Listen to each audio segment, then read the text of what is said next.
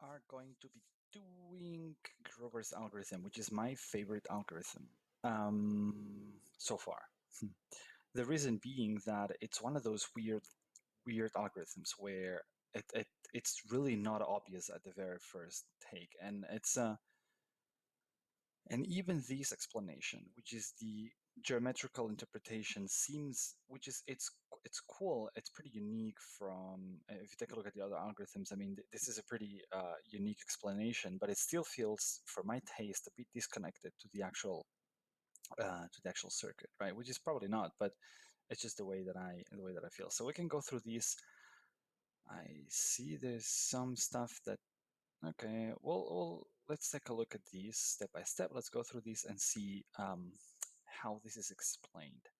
Um, Maybe one thing in terms of feedback for the guide is that some of those things seem a bit scratchy in terms of scrappy in terms of the images. It's sort of a mixture of styles. This is sort of hand drawn and those as well, and they seem to basically feel like part of the same styling and whatnot. The same with these, but then you've got those screenshots which are from the IBM Q experience, and then you've got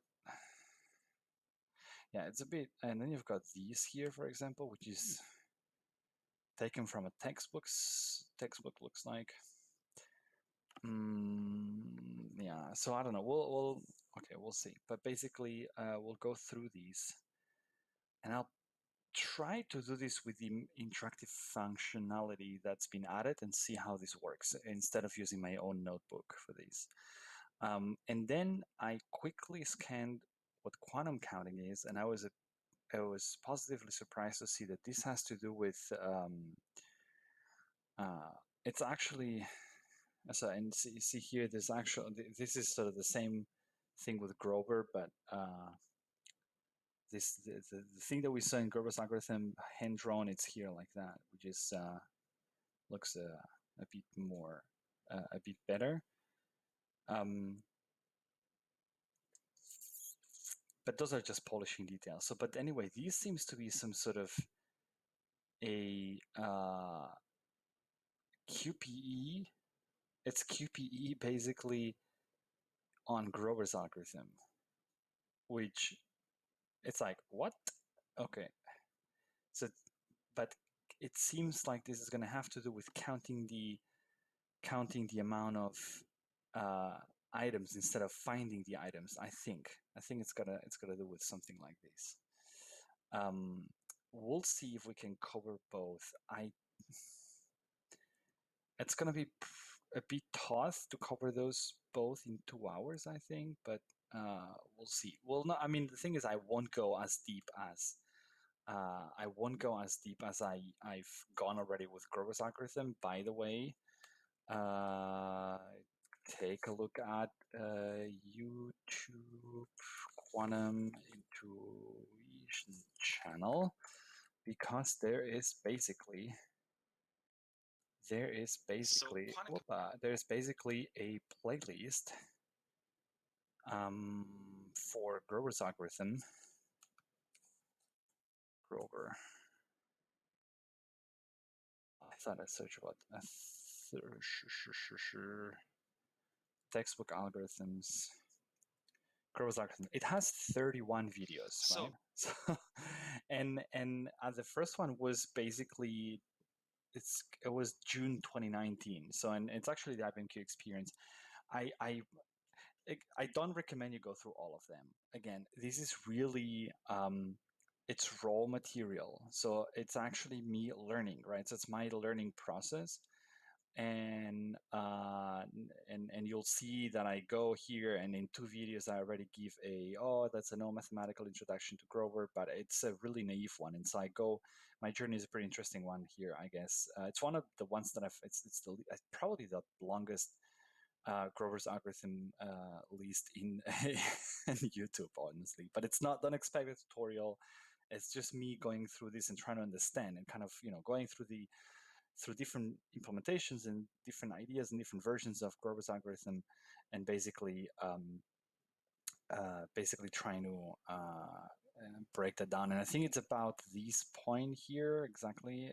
That's video 15 or 16, where I start a long series on a paper which presents a version of Grover's algorithm that's adapted to run on NISQ machines, and that's been awesome because it's actually helped me recap a lot of revisit a lot of the in general quantum computing, quantum programming kind of tricks and concepts, and it's been pretty interesting. So I recommend you take a look at that if you have the time.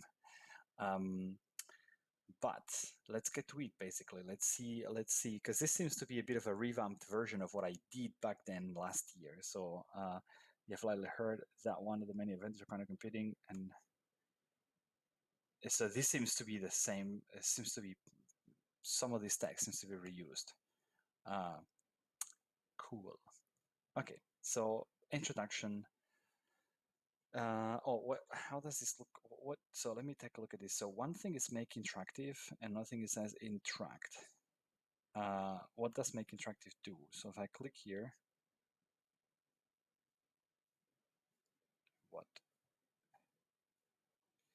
what has happened?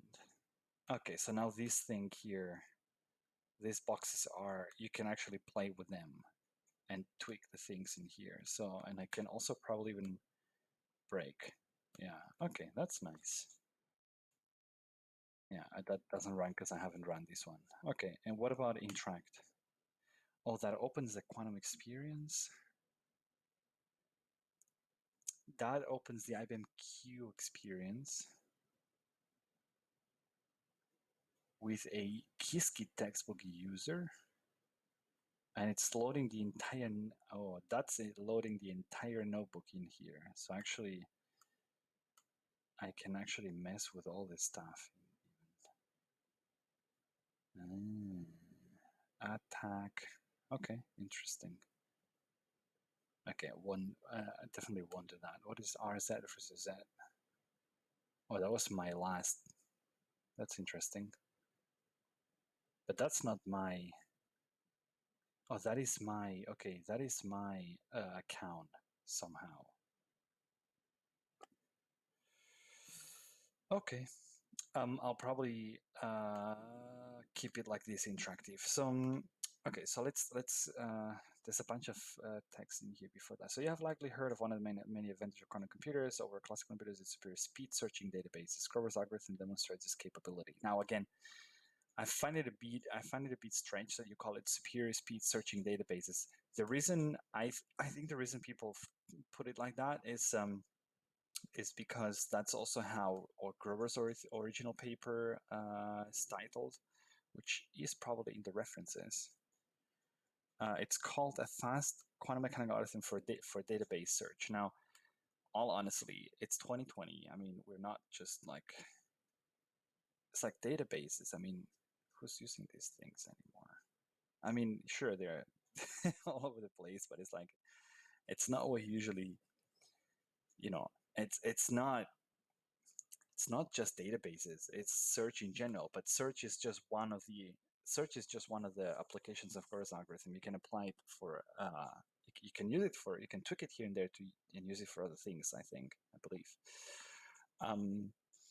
So Grover's algorithm is again, it's maybe I'm just spending too much time on these little details, but it's one of those things that I kind of don't like reading over and over again, because it's just it feels it's one of those like it's just historically explained this way. And Grover's algorithm demonstrates this capability. This algorithm can speed up an unstructured search problem quadratically, but it uses extend beyond that. It can serve as a general trick or a subroutine to obtain quadratic runtime over improvements of a variety of other algorithms. Yeah, this is called the amplitude. This is called the amplitude amplification trick. Yep. Unstructured search. So suppose you're given a large list of n items. Among these items is one item with a unique property that we wish to locate. We will call this one the winner W. Think of each item in the list as a box of a particular color. Say all the items in the list are gray except the winner W, which is pink. To find the pink box, the marked item, using classical computation, one will have to check on average half of the elements, and the worst case, all of them. On a quantum computer, however, you can find them in the square root of n steps. With Grover's amplitude amplification trick, quadratic speedup is indeed a substantial time saver for finding marked items in long lists. Additionally, the algorithm does not use the list's internal structure, which makes it generic. This is why it immediately provides a quadratic quantum speedup for many classical problems. Oracle. How will the list items be provided to the quantum computer? A common way to encode such a list in terms of a function f, which returns f equals 0 for all unmarked items, and f equals 1, fw equals x, and f, that's a typo, I guess, here. Returns fx equals 0 and for all marked items x, and fw equals 1. No, okay. Yeah. So that's the winner. It's not a typo. The winner equals 1. To use a quantum computer for this problem, we must provide the items in superposition to this function, so we encode the function into a unitary matrix called an oracle. First, we choose a binary encoding for the items so that n equals 2 to the power of n. Now we can represent it in terms of qubits on a quantum computer. Then we define the oracle matrix to act on any of the simple standard basis states. So all this is saying is that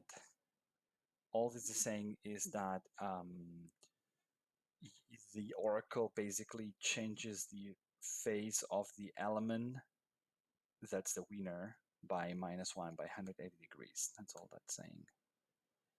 We see that if x is an unmarked item, the oracle does nothing to the state. However, we apply an oracle to basis state. It maps these to -w.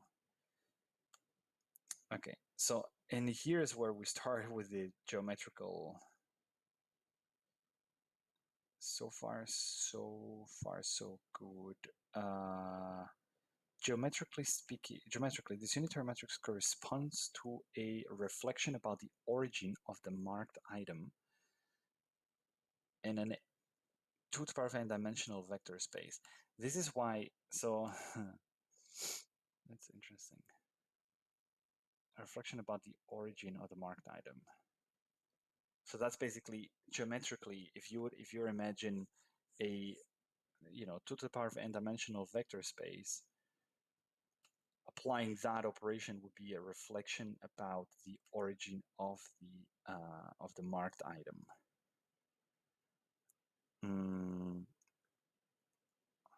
And I think this is going to be used later on to construct the actual geometrical interpretation. Amplitude amplification. So how does the algorithm work? Before looking at the list of items, we have no idea where the marked item is. Therefore, any guess of its location is as good as any other, which can be expressed in terms of a uniform superposition.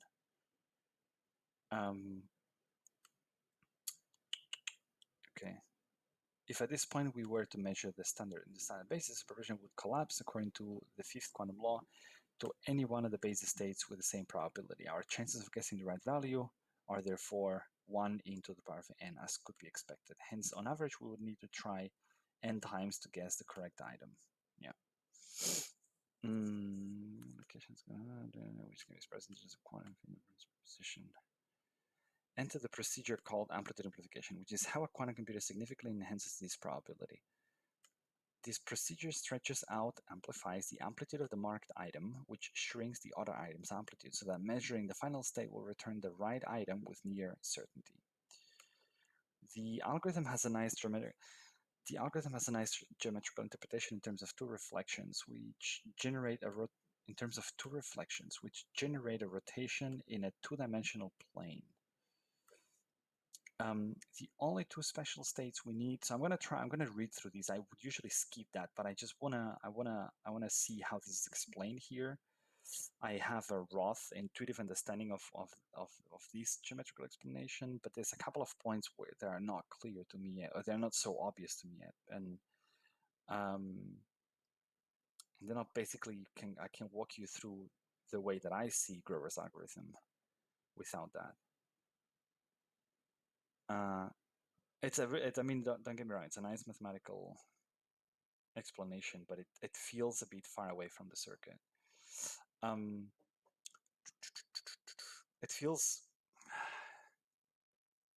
again, I know that you've got all the, you model the kind of computation mathematically, and so it would be stupid for me to say that that's not good to do or it's not helpful. It just doesn't feel so much practical, or it's not how I would approach it if I were to explain that.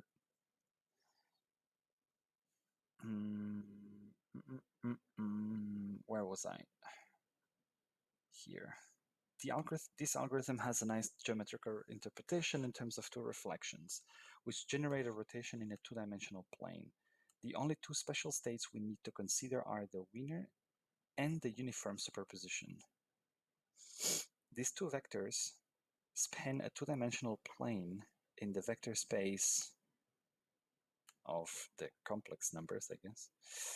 They are not quite perpendicular because W occurs in the superposition with amplitude as well. So you see, here's where I start getting lost a bit. We can, however, introduce an additional state S prima that is in the span of these two vectors, which is perpendicular to W and is obtained from S by removing W and rescaling. And what is S? The uniform superposition. It's just, I don't know. So basically you've got because the vectors this thing is talking about are the actual states, right? So in this case, right, let's take as an example here, we've got like 4 amplitudes, right? So I'm assuming this is 2 qubits. So if the marked item is this means this is the vector. So this is the vector written in vertical notation. This is this vector, is it? Which it's the equivalent of saying 0 times the state 0, 0 plus 0 times the state 0, 1 plus 1 time the state 1, 0 plus 0 times the state 1, 1, which, I know that, I mean, again, it's unfortunate that they start counting with 1, so I should start counting with 0. But basically that's the idea. So this is this vector here, and then the superposition vector is actually this vector, right? And so, but these vectors are not perpendicular. I think that's the point. And so, but it doesn't matter. To simplify the explanation, they say we're now going to, so this is S. So now they say we're going to get an S prima that is basically going to be perpendicular to W.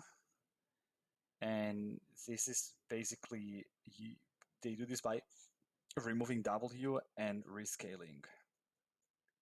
Fine. Like, this is the way that I read this. And I'm gonna go through this carefully now. The amplitude amplification procedure starts out in the uniform superposition S, which is constructed from doing these. The left graphic corresponds to the two-dimensional plane spanned by perpendicular vectors W and S prima, which allows to express the initial state as so the initial state S. So is this S? Yeah, okay, yeah.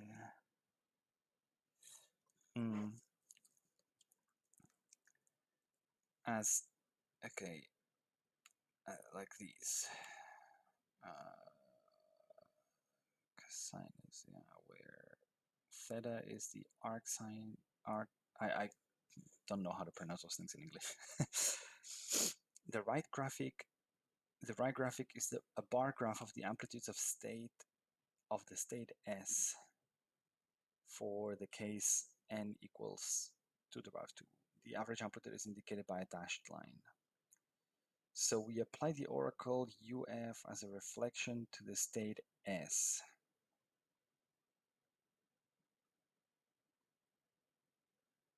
To the state S, a reflection.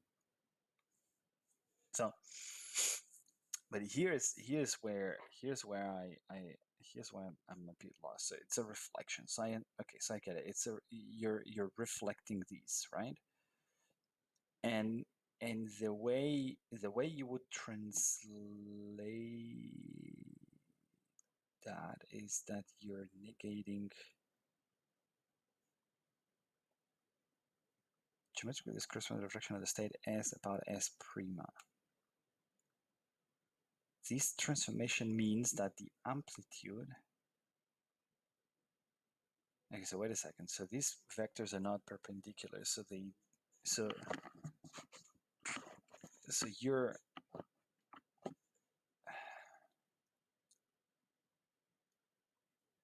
remove W and rescale.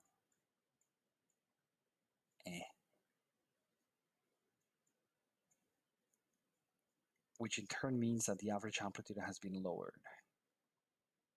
This transformation means that the amplitude in front of the W state becomes negative. Geometry description the reflection of the state S about S prima. So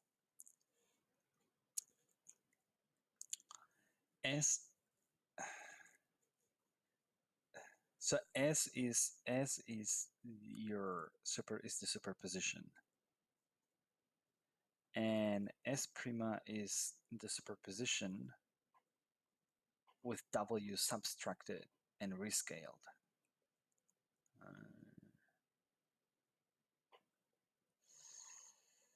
So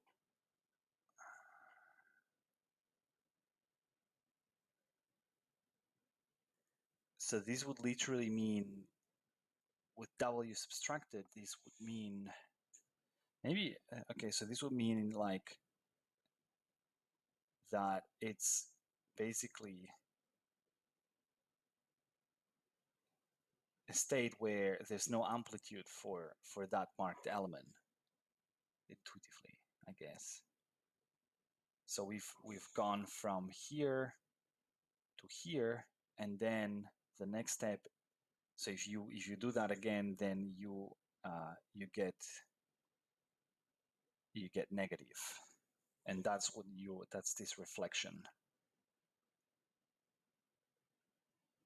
That's maybe I don't know. Okay, so maybe that's how S is constructed, by sort of removing W and then rescaling, right? So rescaling in the sense that these probabilities must sum up to 1, add up to 1.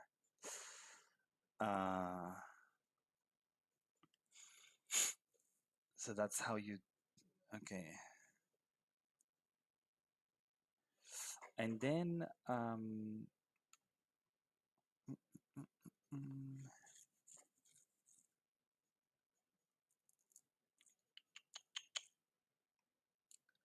and so this basically turns into this transformation means that the amplitude in front of W state becomes negative. So we know how to do this with a quantum circuit, right? So that's basically you can do that with a multi-control Z on a superposition. Good.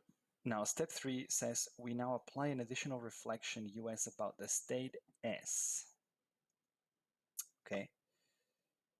And this is this. This maps to state US UF S and completes the transformation. Okay, so let's try to unpack that. Let's try to unpack this. -1.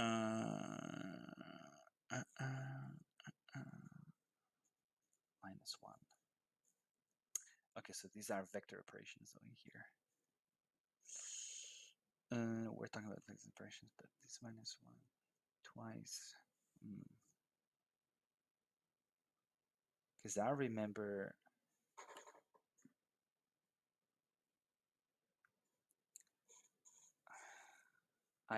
seeing a video where they actually break this down, like as in like how would you make a generic reflection, right? So around, for example, this vector, and you've got like this vector, and you want to make a reflection here. So basically you want to end up here, right? So in here you've got kind of the same angle, so to say, and you want to make that a reflection. And so they were, don't remember how they were explaining that. If you basically remove this component,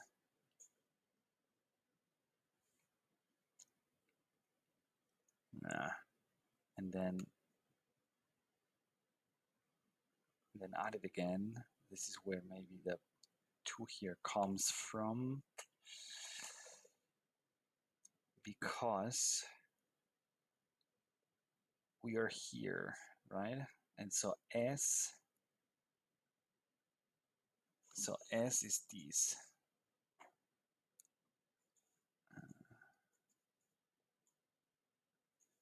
And I think, I mean, if you interpret that as a projection, like it's 2 times the projection, so meaning these and these, right? So it's kind of you want to go, or it's more like, in this case, no, sorry, in this case would be these. So this would be the projection if this is S, and so you're doing this twice, right? Kind of. But the minus one.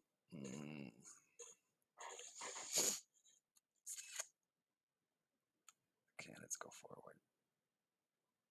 This transformation maps the state to this and completes the transformation. So the 2 reflections always correspond to a rotation. The transformation US-UF rotates the initial state S closer towards the winner W. The action of the reflection US in the amplitude bar diagram can be understood as a reflection about the action of the reflection US in the amplitude bar diagram can be understood as a reflection about the average amplitude. So see, this is where, I mean, why against the average amplitude?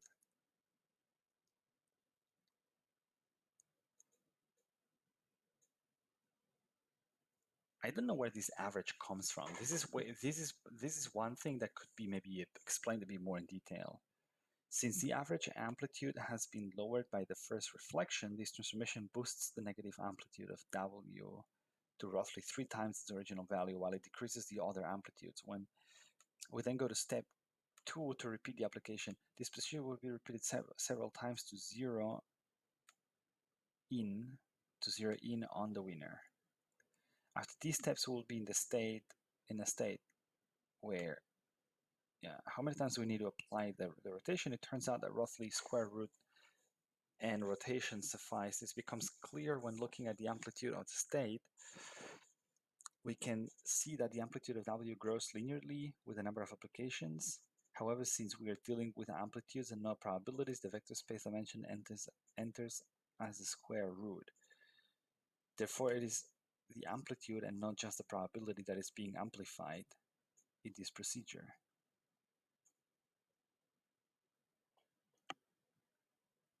The amplitude. In the case that there are multiple solutions, it can be shown that roughly n divided by m rotations will suffice.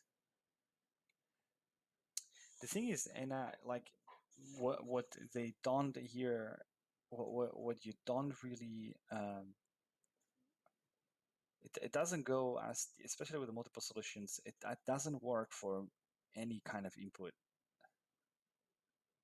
Like, you can take a look at some of my latest videos, and there's some inputs, there's as soon as you've like, that's what this explanation lacks for me, is a bit the it just feels abstract, right? I mean, it might not be, there's a bit of a, it's relating the vectors and the amplitudes and whatnot and all that stuff, but it just feels a bit abstract. And it doesn't really help you think in terms of what works and what doesn't work. There's two things that this explanation doesn't touch, which I find quite crucial with, or crucial. It's not crucial, but it's just interesting, right? And I first came across this when I saw Quirk's implementation, because I didn't get it. Why would so this is Quirk's implementation, and I was like, what the hell is this? I mean, really, right? It's like, where are all these Hadamards and all that stuff, right? Why does it start? Why does the algorithm here start by negating everything and then having the layers of Hadamards, and not just having the layer of Hadamards in here? And so this really opened my eyes, and I think it's something that explanation kind of does not invite you to explore. Um, yeah, especially especially I think what I don't like about this explanation is that it doesn't touch interference. It doesn't explain it in terms of interference, which is it's kind of one of the first principles of the whole thing, right? Of everything in quantum computing. And I think there should be I think that all the algorithms should be explained in terms of interference, or at least that should be one of the ways that the textbook offers to explain to the audience. It just makes things more and more interesting. It helps you build intuition around interference, and and then you kind of see some of the sort of nuances in of the algorithm, for example. So one one interesting fact about the Grover's algorithm is that the initial state, or let's say the state before you go into superposition, actually matters because it defines what type of amplitude amplification is going to work for that for that particular circuit. So if you go and say, if you have like a 0, 0, 0 state here, right? The amplitude amplification that you're going to need to use for these is something like, let's assume that you've got your oracle in here, right? So just dots, and then so the amplitude amplification you're going to need for these to work is one that basically does something like this. And there are more efficient ways to build that, I think. But basically this is amplitude amplification for that type of superposition, and you can unpack that as in like it's negating the phase of the state 0, 0, 0, right? If I remove these things in here, for this amplitude amplification to work, you need to change the seed of your really initial state. So because in this case you're negating inside here the state. Anyway, I shouldn't probably do this. Honestly, I kind of realized that it's we haven't gone through this through an example. Let's go through an example. It's but that's my point. It's like there's some nuances in here that are, I think, worth exploring. That this explanation is missing, right? It's just mathematically beautiful, and I admit that I don't fully grasp it. As in, like, I understand it. I understand the explanation. It's about rotating, getting closer to that, and all that stuff. But I don't really see where, especially the relationship between these and the average amplitude. So the reflection about the average amplitude is something that I really don't see where is it coming from, or how do you get to that conclusion. So, but let's take a look at one example with 2 qubits. So, let's see. Let's first have a look at the case of n equals 4, which is realized with 2 qubits. In this particular case, contrary to intuition, only one rotation is required, which will rotate the initial state S to the winner W, which can easily be shown in. Okay, so following the above introduction, in the case n equals 4, we have. Okay, so now it's going through the actual method. Okay, so after these steps, we have these where so now it's proving the rotations you need. Not to obtain W you need, which inserted above results D1. This implies D1's rotation search is found. Okay. Let's take a look at into the possible oracles. We have n equals 4 possible elements in here. So these, and hence require in total 4 oracles. What? Why?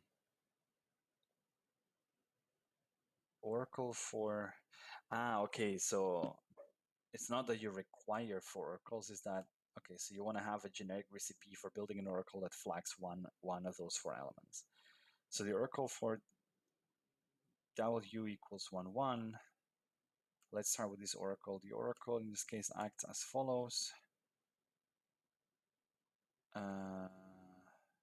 Okay, so it minuses these here, so that's the effect it has. In order to realize the sign flip for 1, 1, we simply need to apply a controlled Z gate to the initial state. Done.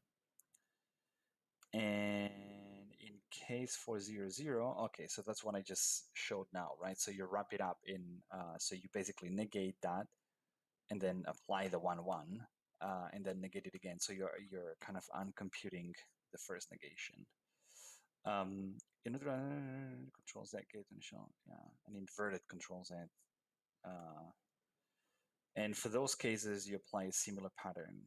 Okay, so you just negate one of those elements, which in Quirk you can basically use the empty. So you can use the empty. Sorry, I just wanted to get rid of this. So you can use that thing, which is basically a full control with wrapped up with X gates.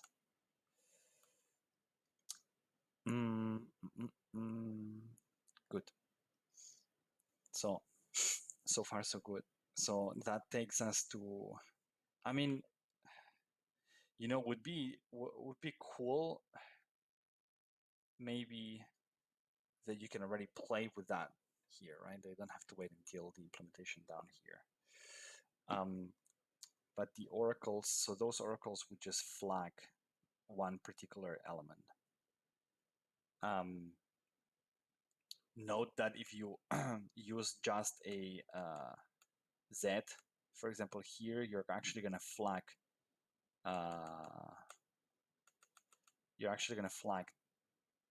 two elements. So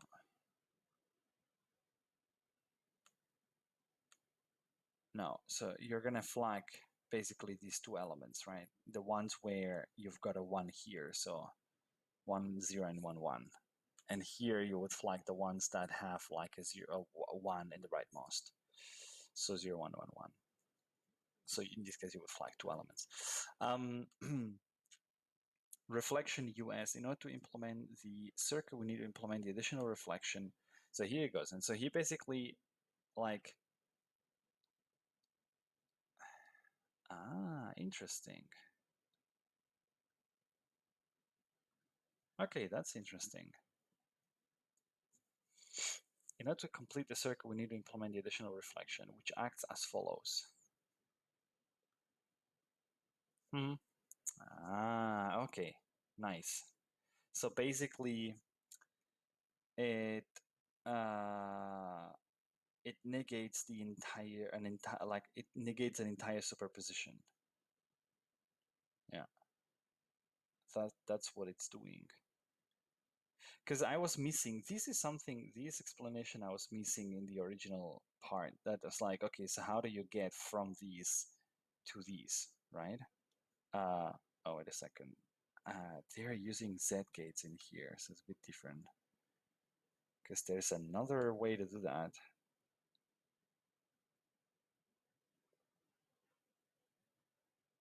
There's another way to do that. You can just wrap it up in X gates as well. Okay, but I get it that then it would be confusing here because these would be the same like this. Yeah.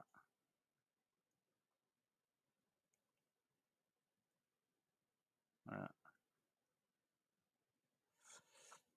so because you can just apply like XX control Z and then XX and so and this all sandwiched by Hadamard's and that should be equivalent. But let's see. So the signs of each state are flipped except for except for 0, 0. Wait a second. What?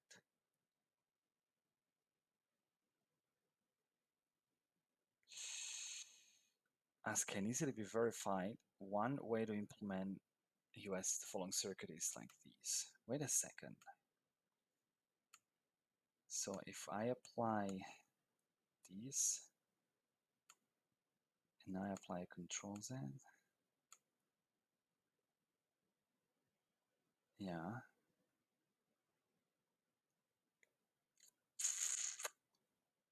but that's not how I thought it should work, right? If I apply these,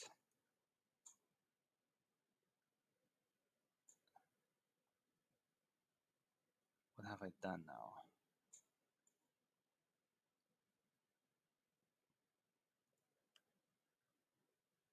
Flag the whole, I flip now the whole superposition. If I mm, mm, this is a bit confusing because why this is a bit confusing, you know, because why do you use like how do you explain those Hadamard's in here?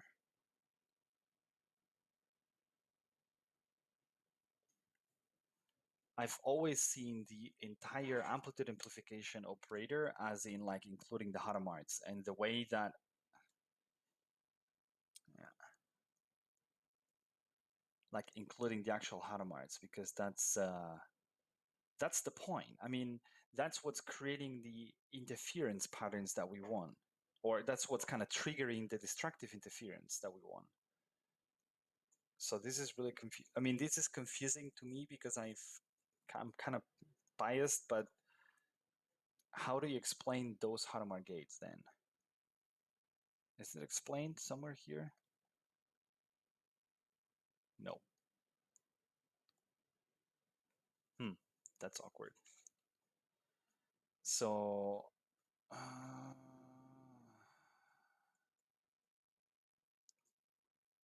because if I implement these as they say here, it's like what the hell is this happening? Okay, that's all awkward. That's an awkward way of seeing this. Like the way, for example, Craig explains that is that the actual operator does it actually negates the whole superposition because he considers Hadamard sandwiches. But that's still, does this work? Wait a second. So let's say that we're going to phase, for example, 1, 1, right? Yeah, that works.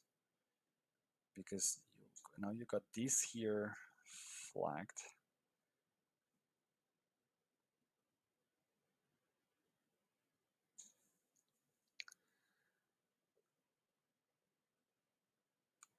Then you flag everything.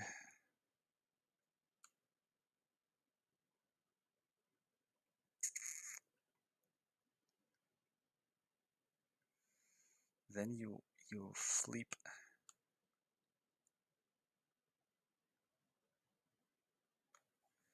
So then you flip. Then you flip everything, but not the 0.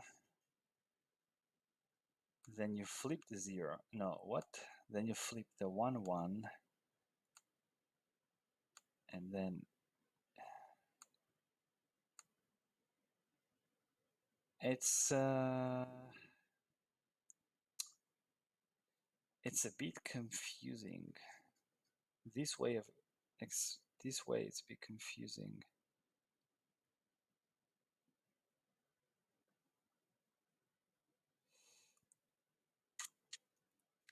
And you don't need those Z's if you start with a 1, 1. I guess that's the point here. Uh,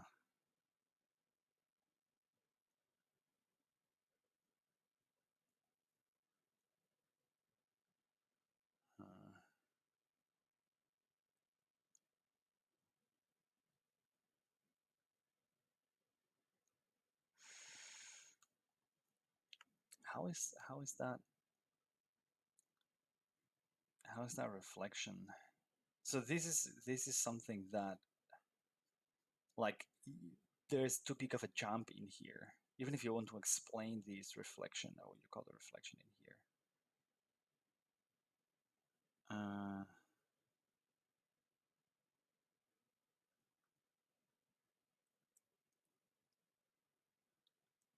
It flips the sign on everything, but not the 0, 0.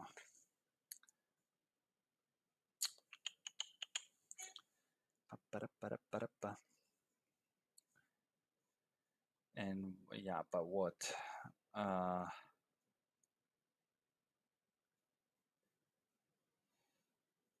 It's the point.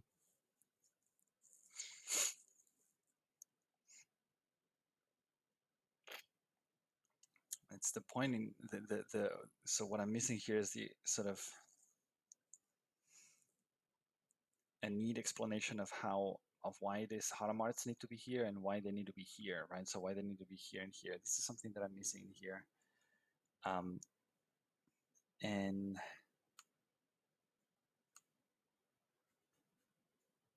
how's that work? So if I have these, right, which is kind of supposed to negate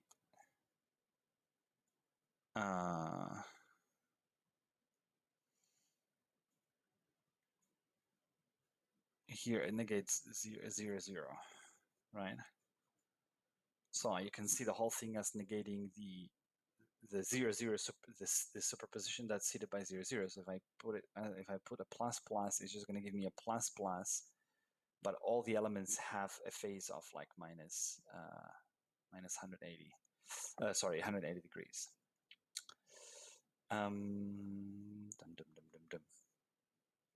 If I don't do that and replace those things with z's, I don't get the same effect, but the equivalent, because the relative phase is what kind of matters.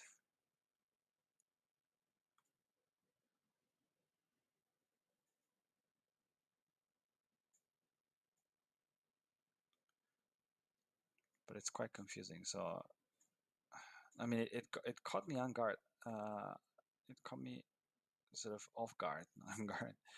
So you go back to your seed. Now you apply ZZ, which doesn't do anything here, to be honest.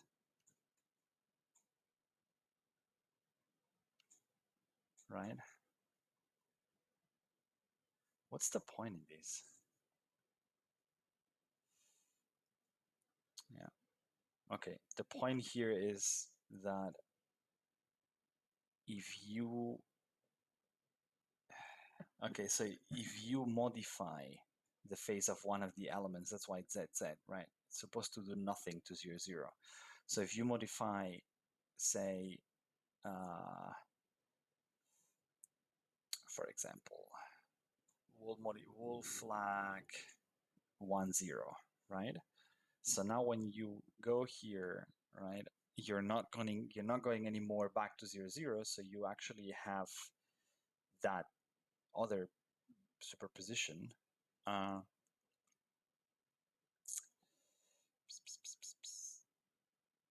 Which is basically seeded by these, and you're gonna basically,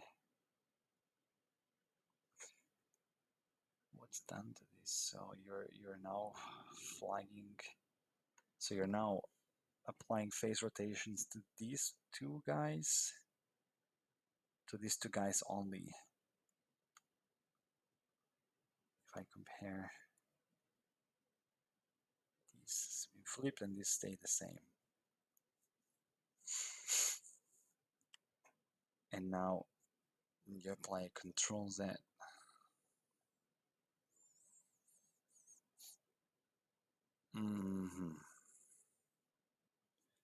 It's almost like, no, okay, I get it. So this is literally, because actually this oracle would make it easy to explain that with interference, really, if you think about it this way. Let's try to do this. So if your initial state, right, is how do I do this? So your initial state is 0, 0, right? From these, you go to this, you apply the Hadamard layer, and so you go to the 0, 0, 0, 1, 1, 0, 1, 1 state, right? But now you basically decide that you flag, say, the element 1, 0, right? So you're now flag the element 1, 0, okay? Because pay attention that if you don't do this, and you now apply the Hadamard, the next Hadamard layer, each of these elements is going to expand to its own superposition. So this particular one is actually the same one. This one here, so they all have the same, they all are equal superpositions, but they're now going to have some signs. So this one has a minus here and here, if I am right.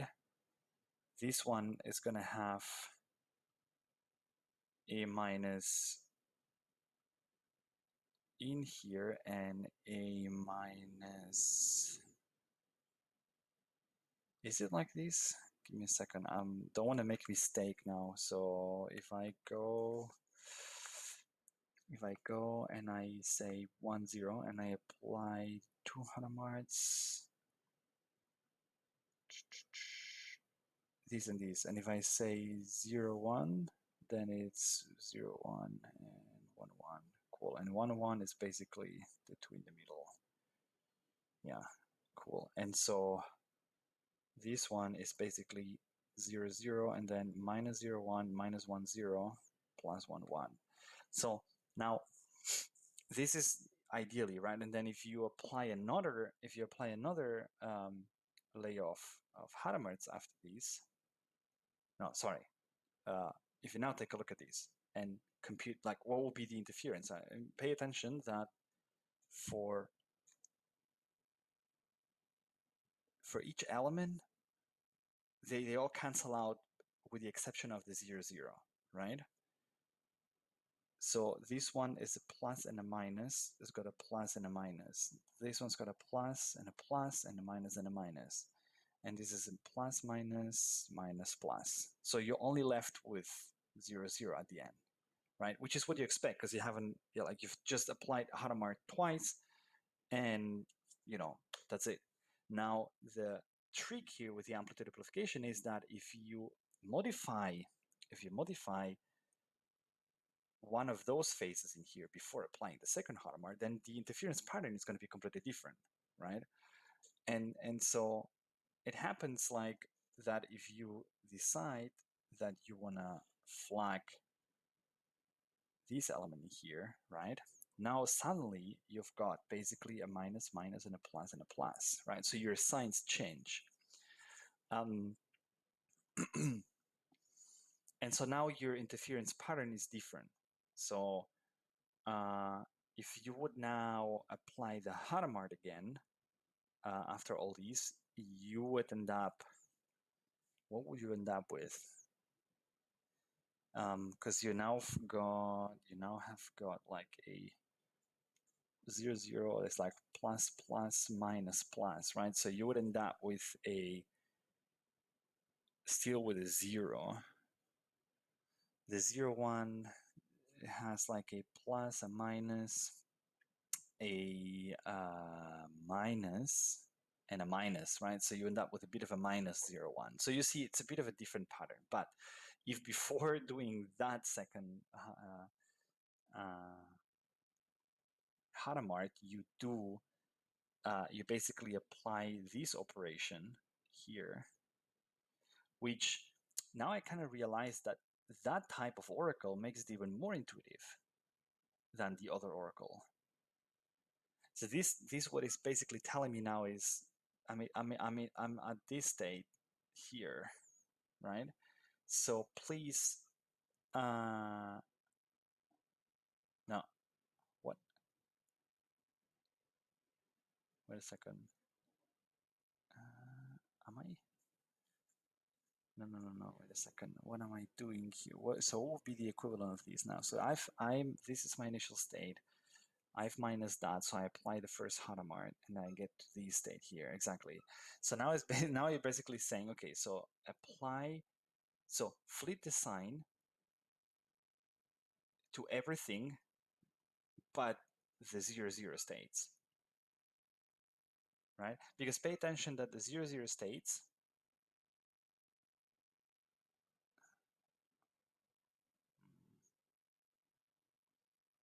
okay, let's do this. Let's see. So this will be minus, minus, and minus, right? This will be plus, minus, and plus. This will be plus, minus. Remember that we've changed already, but we're changing again. Minus, minus. Okay. So I should probably, to avoid confusion, plus, minus, minus. And this is plus, plus, minus. Okay, so now let's count. So too many colors already, probably. We'll count again with pink now. So we can see already that the 0, right? The 0, 0.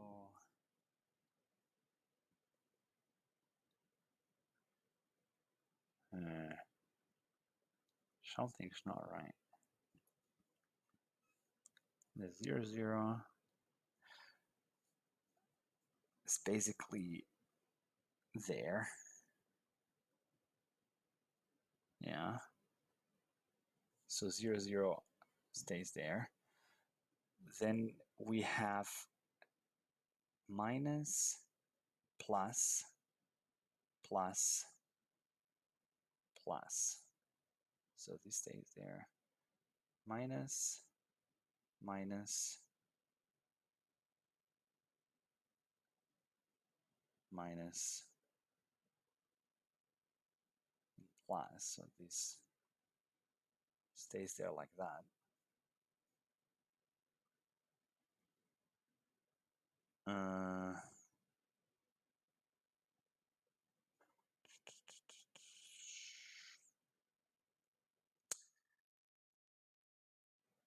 Yeah, you see, it's not. It just makes it, actually, it doesn't make it easier. It makes it a bit more complicated.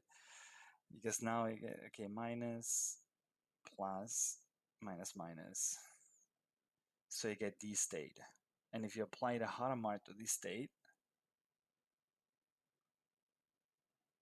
then you basically get that state. So yeah, you can, because now it's like this is the final layer of Hadamards that you apply here, but that doesn't make it so intuitive. That doesn't make it so intuitive.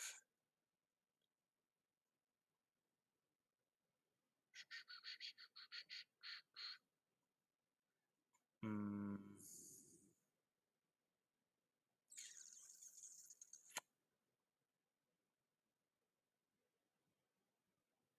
that doesn't make it so intuitive.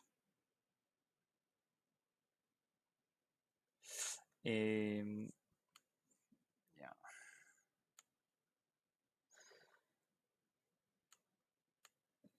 So, but at the end of the day, it's changing. It's the changing of those phases here and here that change, that basically create that take you to that place, but that doesn't make it really intuitive. I uh,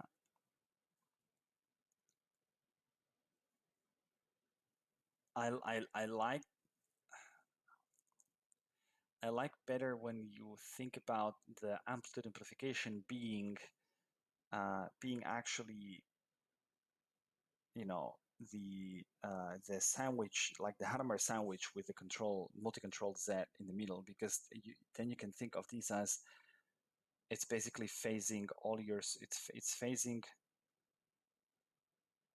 a particular superposition pattern. Yeah.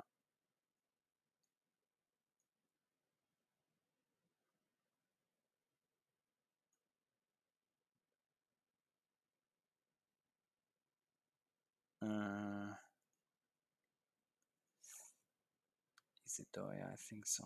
But how would you explain that with this method in here? I think we're about an hour in right now, right? Good. So, if so, what should we do? Should we go forward? Because now it's the implementation part and experiment with simulators. But to be honest, we could just do. Oh, come on. Ah, look at this. So here you have that. Okay, so here you've got that, or I should better say that amplification. Oh, come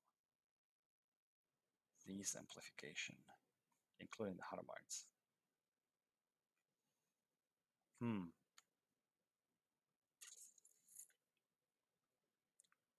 And so, but here they just don't explain it. They just go ahead and say, that's it. Okay, so that's definitely found in reference to the quantum circuit to solve the problem using the phase oracle is these. Apply a harmonic case to 3 qubits, mark the states. Oh, here you mark 2 states, okay? Perform the reflection on the average amplitude. But you see, this is now it's a different, so this is definitely confusing. This part could be way more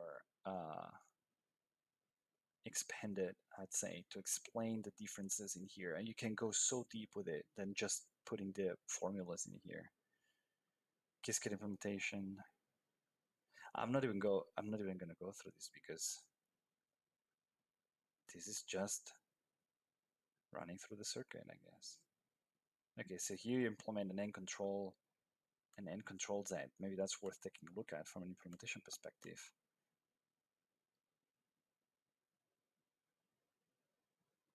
And if the length of controls is 2, if the length of controls is 1 equals 1 and or equals 2, and if it's bigger, okay, it's not implemented. Okay, you can implement it though. You can implement it with an ancilla qubit or with many ancilla qubits. Inversion about the average. then Control Z.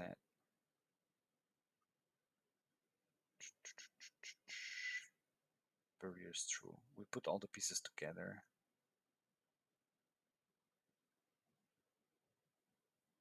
So if let's run this. So, I mean, let me run the, oh, sorry.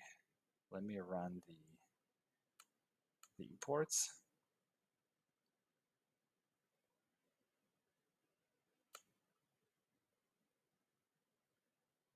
How do I know if this works?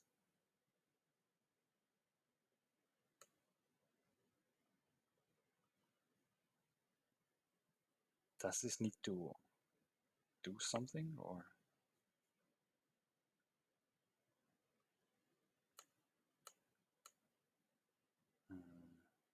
Run, run, run.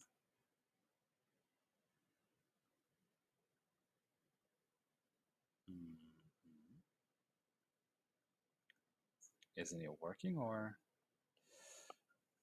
Okay. I'll refresh.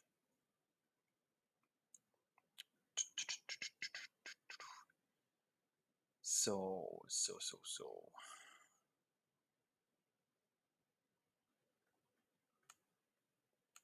My point here was the following, actually. So you start with a. So let's do it this way. So let me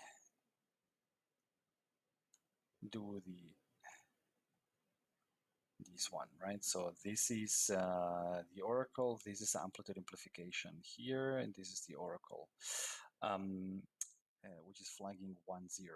Okay, so you got your 0, 0, 0, 1, 1, 0, 1, 1 in here, superposition, and that would usually give you the 0, 0, 0, 1, 1, 0, 1, 1. This will give you 0, 0, 0, 1, 1, 0, 1, 1, but with a minus here and a minus here. That would usually give you 0, 0, 0, 1, 1, 0, 1, 1, but with a minus here and a minus here. And that would usually give you a 0, 0, 0, 1, 1, 0, 1, 1 with a minus here and here. And the first step is this. So the Oracle, which means you're flagging this, which means you're having a minus, minus, plus, plus. So you're flagging this in here. And if you intuitively interpret and understand this as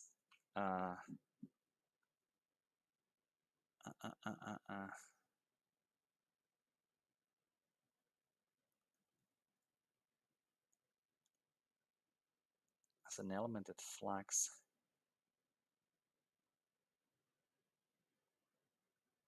the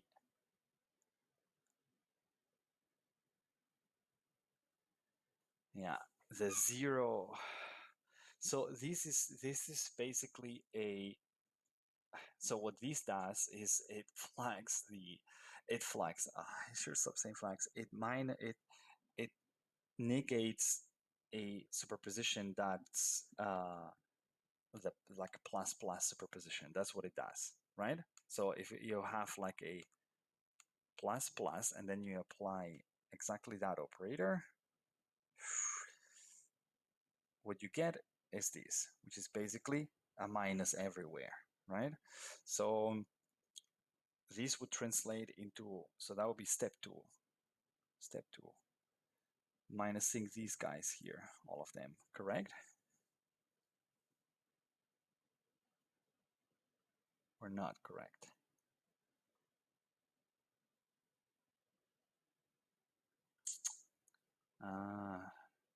Am I stupid that I don't even know the way that I usually explain it? Or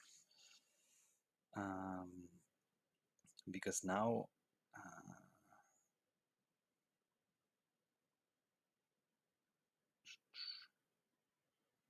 no, that's not That's not it. That's not it. That's not it.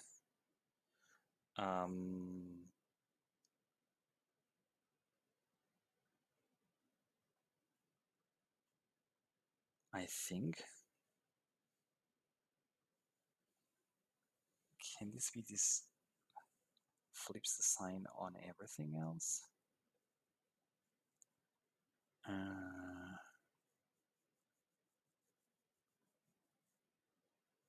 Because basically, what was the? How did I explain that? I forgot myself. How to understand that? So because here there's no more clue about. There's nothing else here about this. Honestly, make interactive. Run. Waiting for kernel. Okay, so something had to happen. That's waiting for kernel.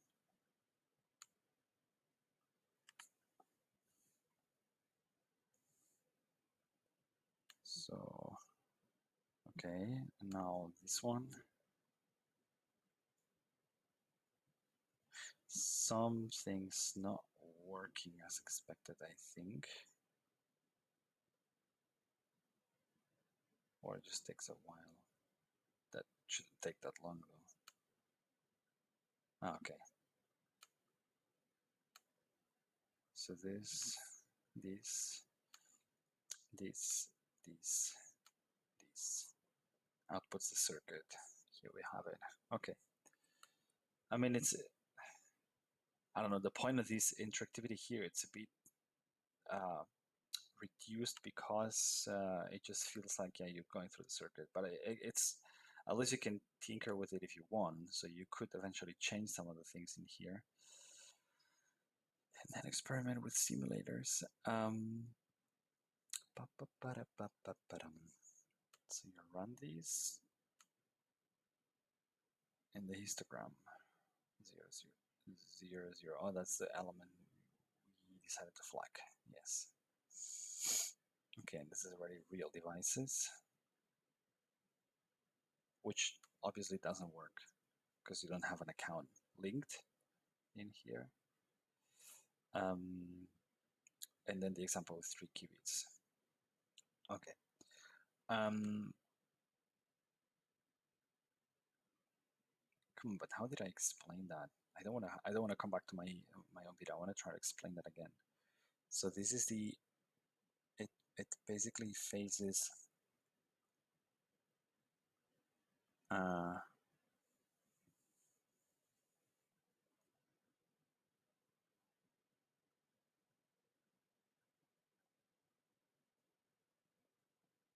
so what would this mean intuitively that because this acts on that, because it includes the Hadamard's in here. So this acts on this, right? So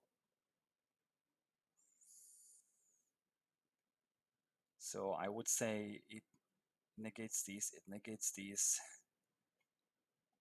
it negates this, and it negates this. Could this be true?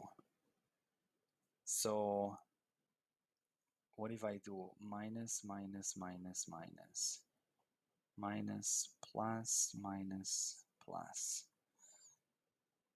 And do I need to negate this one as well? So I'll just put it here, not 2. So this would be plus, plus, minus, minus, and this would be, yeah, that's correct. And this would be, and this would be a, minus, plus, plus, minus. I think that's correct because now, no, it's not totally correct.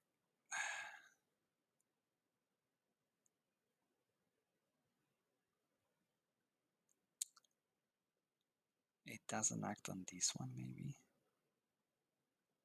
Should act on this one. Plus, minus, minus, minus.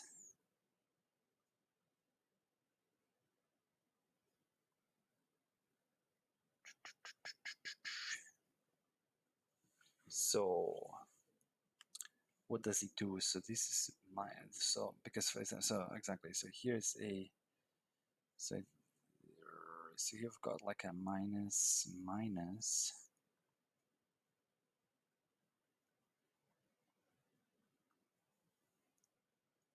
plus minus, right? So you kind of have that 0 0 still in there, with a bit of a minus, I would say. Here you've got like minus plus plus plus. So you've got that.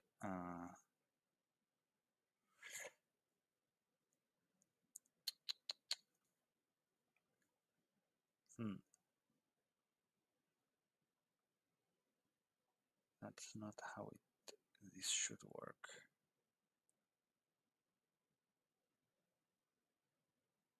No. Damn it.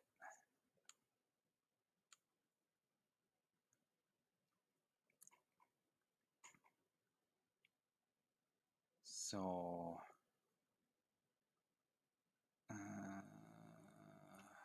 and then we've got a minus minus. So a minus 1 0 minus 1 0 minus 1 0 plus 1 0. That's also not.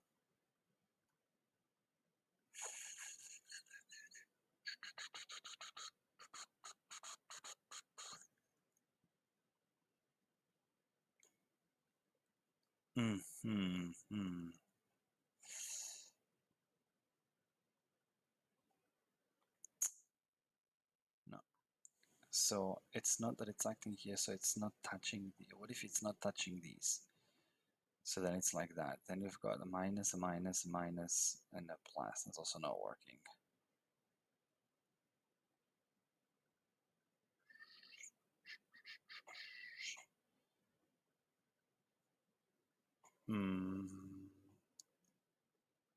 So it's got to be like a 0 0. See, originally we have zeros and 0 0 0, and here we've got like a minus 0, and so you want to have another minus 0 somewhere because you want the 0 0 to cancel. Definitely. Right. I mean, that's what's gonna happen. Oh, wait a second. I'm stupid.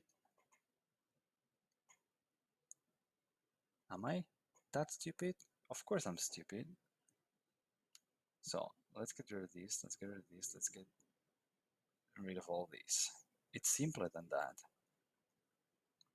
It's simpler than that, and because so this is correct, right? So this is what this is doing. So this is after the first Hadamard. So we're taking a look at this Hadamard sandwich and this Hadamard sandwich in here right now. And so what this is doing is negating all the 0 0s.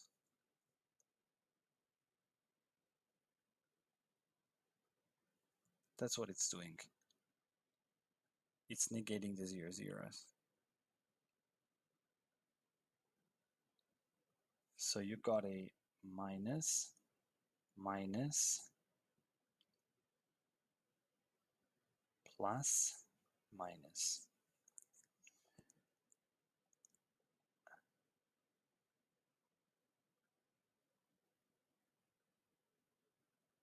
Minus. Oh, I messed up, sorry. I messed up. I messed up. So let's start again. So here's like this, and here you've got a minus here and a minus here. Here you've got a minus here and a minus here. So 1 0 1 1, and here minus in 2 ones in the middle.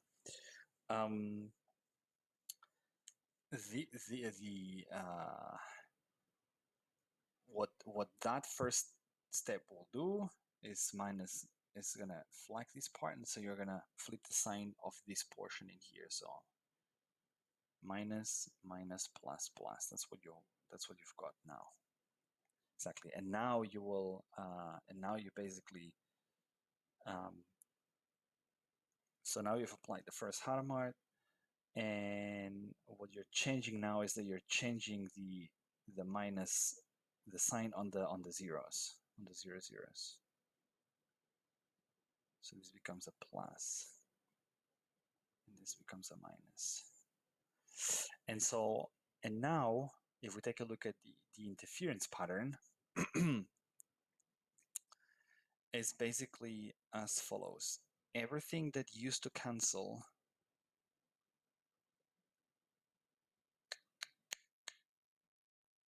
doesn't cancel anymore.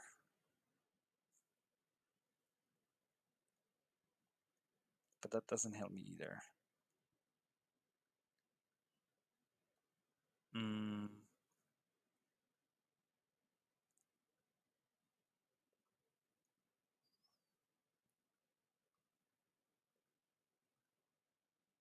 I think it's not easier than the other case. It's not easier than in the other case. The other case, you're changing all the phases from everything, but not from zeros. And so here,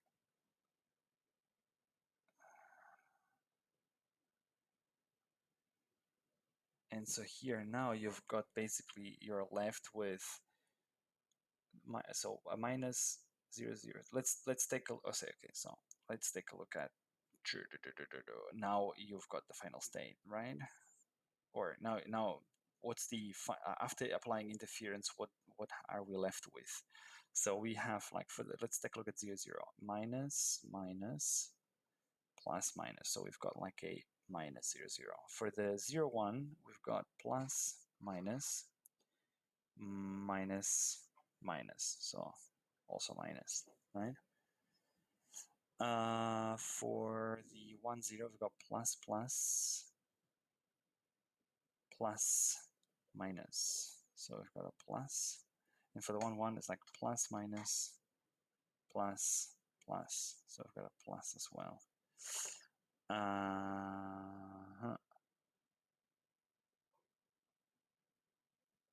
And what state is that? Well, that state is the basically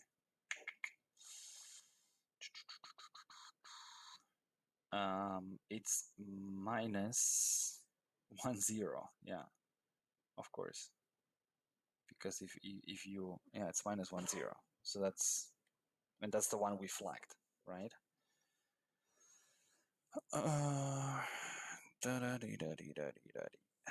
Is this the way that I explained it in the video? I don't. So YouTube Quantum Intuition channel. Because I was pretty happy with my intuition there, and I'm not the happiest now. I'm not the happiest now here. Let's take a look. Let's take a look.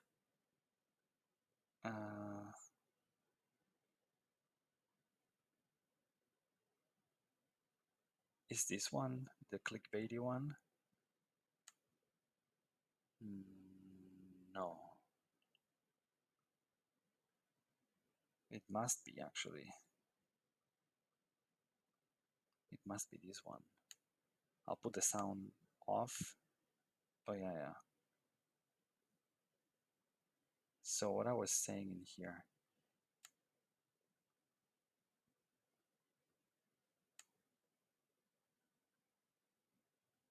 Okay, let's take a look at this. So I'm gonna listen to this. I'm not so sure if you listen. I'm not so sure if you can hear the audio. You should, but if not, I'm sorry. You can check the video. I hope I was not wrong when doing the video, but I was going through a similar example here, so that's why. So this is now going to be negated. So, what does this mean?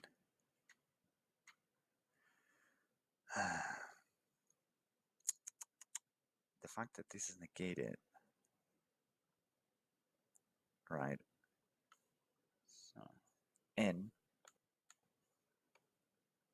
wait a second. It's not only that this is negated, but this element here is originally negated as well before the amplitude amplification. That's the point.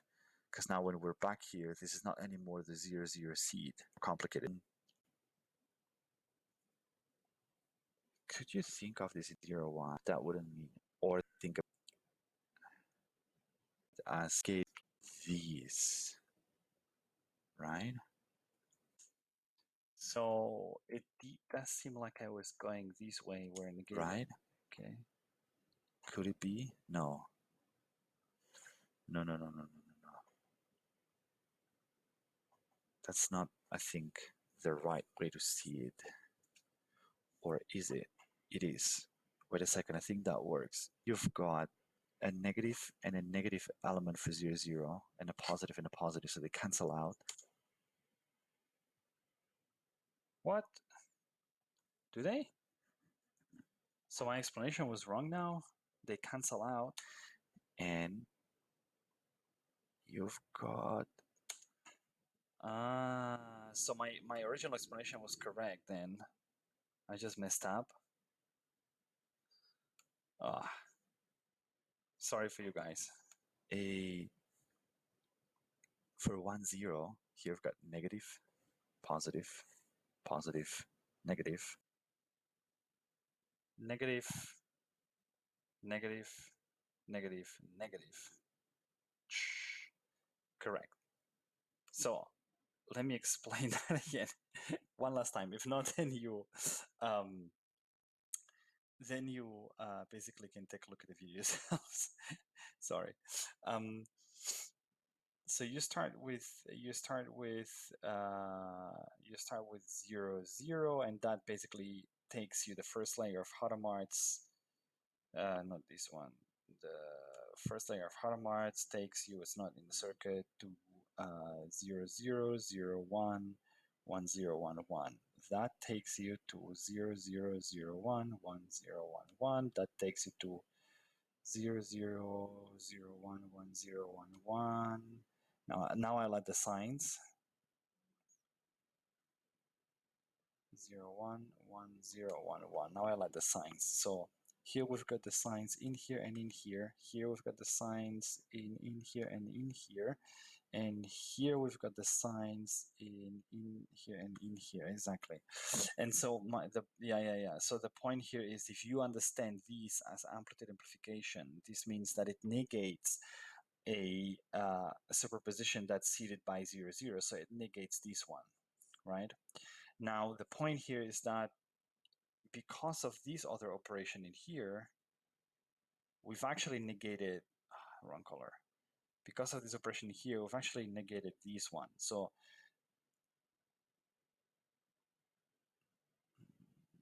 this becomes negated as well. So minus minus plus plus. Exactly. And now if you apply the and now if you calculate the interference, you will realize that these and these cancel out, these and these cancel out. 0, 1 and 0, 1 and 0, 1 and 0, 1. What? Don't cancel out? What's wrong here? Come on. Was I just damn lucky? And I was actually wrong with this kind of intuition. So 1, 0.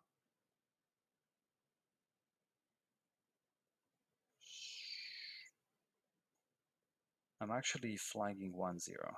Okay. So 1, 0 is here and here. Yeah, I was totally wrong. I think I was wrong. I think I just figured out I was wrong, because 0 minus 0 1 minus 0 1 minus 0 1 minus 0 1. So that's not the way you do it. That's definitely not the way you do it.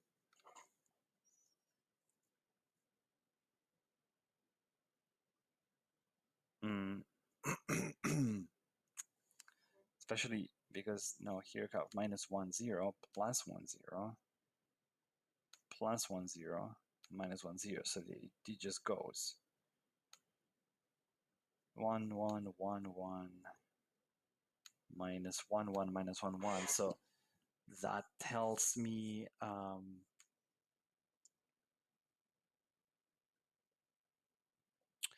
oh,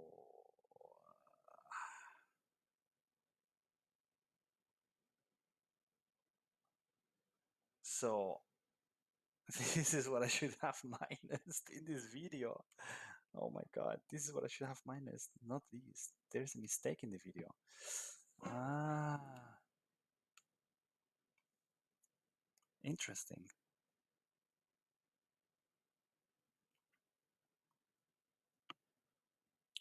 But that then, if I would apply it this way, it seems to amplify 0, 1, intuitively speaking. So it's the wrong thing. Just out of curiosity, if I, out of curiosity, so this was minus minus. If what I do is I negate this, what happens? Minus, minus, plus, minus, and plus. And so now what happens? Minus 0, 0, minus 0, 0, plus, plus, they go. 0, 1, we've got like a minus and a plus. A plus and a minus, they go. 1, 0, 1, 0 is a minus, 1, 0 is a minus, and so on. Okay, so the 1, 0 now gets amplified. Interesting.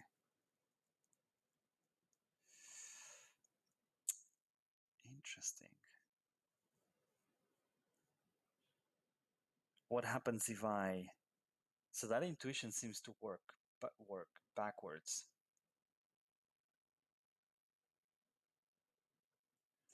Interesting. If I flag... I just discovered something interesting about this. Is this just a coincidence, or is this really true intuition? So if I, or is the correct way to think about it is if I go back here, and let's say now I would flag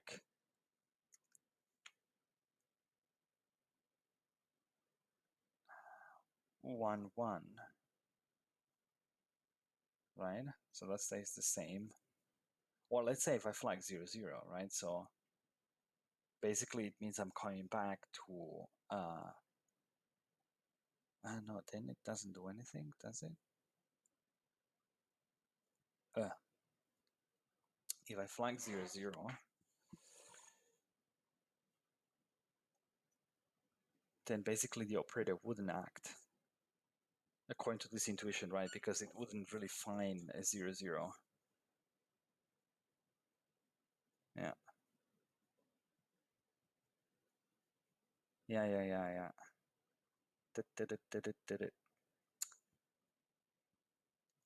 Yeah. So basically I have to take it even more apart, and actually I thought I had a good intuitive explanation that allowed me to take a look at the reflection operation with the Hadamard's. But now I see that you need the Hadamard's because that you need to explain those. You actually are explaining the interference patterns in there. If you tweak, yeah, if you change, interesting.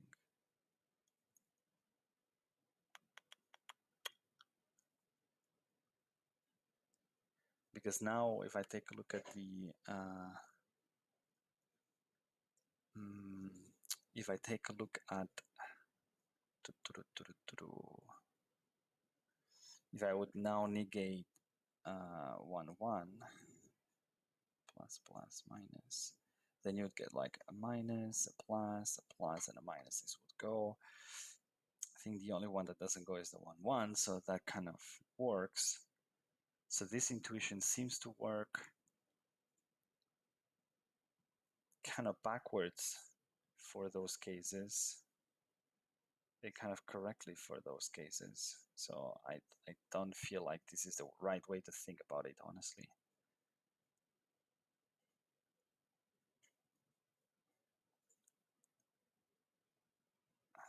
Yeah, it also doesn't make sense much because I have already unfolded the first Hadamard in here when I do that. So why would this look like that? So I mean that's been helpful. So at least I've revisited that. I probably will make a correction video. It is not. It's indeed not correct. It's indeed not entirely correct the way that I put it in here. It was just a coincidence that it worked because I made a mistake in here, and I should have flagged this one, and then I should have seen that it doesn't work. And so, but taking a look at it at this level kind of makes sense, right? Uh, I just I just was really hoping that I could find an explanation of how would that apply. I'll keep looking for this. How would you how can you think about that operator at that level without opening it up, without going through the Hadamard gates? That's my goal. I want to take a look. I want to figure out an intuitive way to think about this operator without opening it up as a as an actual black box, right? Which is what Quirk does when you take a look at this here. Is they is like from this is sort of a black box, right? That's the operator. Um, yeah, cool. I think we've done enough though for Grover's algorithm, to be honest. And I don't like you can explore much more than these. You can explore much more than these. For example, as I said, right, if your initial superposition is the minus minus one, this is not going to work. So you need to get rid of these, and then you need to adapt your amplitude amplification for this to actually work, right? You're still flagging the element 1, 0. You're just flagging it like in respect to the minus minus superposition. So this is an important thing. And then if you flag more than a half of the elements in here, then it's not going to work. If I for example, no more than half, the half exactly already. So if I flag now two elements, right? Um, the elements that start with the 1, 0 and the 1, 1, um, that doesn't work, right? And that applies for any amount of qubits. So that's also something I that would be cool to see here. So there's a lot of nuances to it that will be interesting. I think there is, you know, you can extend the geometrical explanation by saying in those cases that you're rotating past the answer. I think something like that. So that could be something interesting or worth mentioning in here, definitely. Um, perfect. But let's see, maybe okay. I'll let's take a look if we can understand quantum counting as well. Let me just pause for a second, though. I'll take a quick short break. Yeah, but it's a pity that I didn't. It's a pity that I. Okay, so that's another mistake in here. It's a pity that I didn't really figure out a way to do that. A way to do that better. To understand that operator as a black box. That's what I'd like to understand. To explain this. I feel like I have to figure it out. It's been bothering me a lot. That independently of the implementation, because as you can see, there's a lot of different ways to implement that amplitude amplification. I just want to sort of find that that interpretation that is not the geometrical one, you know. Because at the interference level, it kind of makes sense. Yeah. Cool. Anyway, I'll take a quick break, but I'll just, you won't notice, so I'll just pause the recording for a second and we can jump directly to quantum counting. Quantum counting. Perfect. Let's see if these anyhow helps me actually fix my problem. Maybe there's something in here that's going to help me understand that better. To understand this algorithm, it's important that you first understand both Grover's algorithm and the quantum phase estimation algorithm. Cool. We kind of understand both. Whereas Grover algorithm attempts to find a solution to the oracle, the quantum counting algorithm tells us how many of these solutions there are.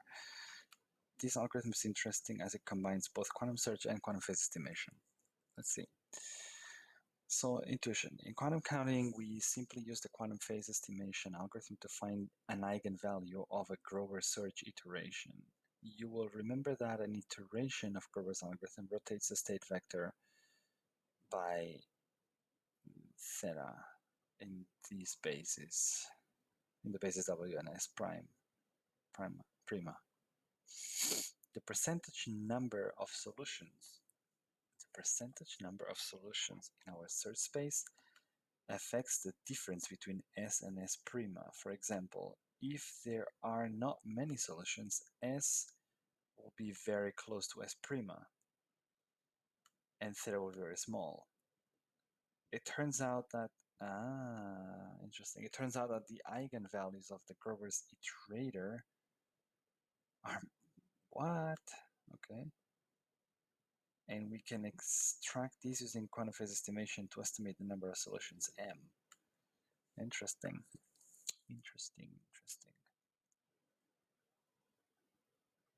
So the Grover's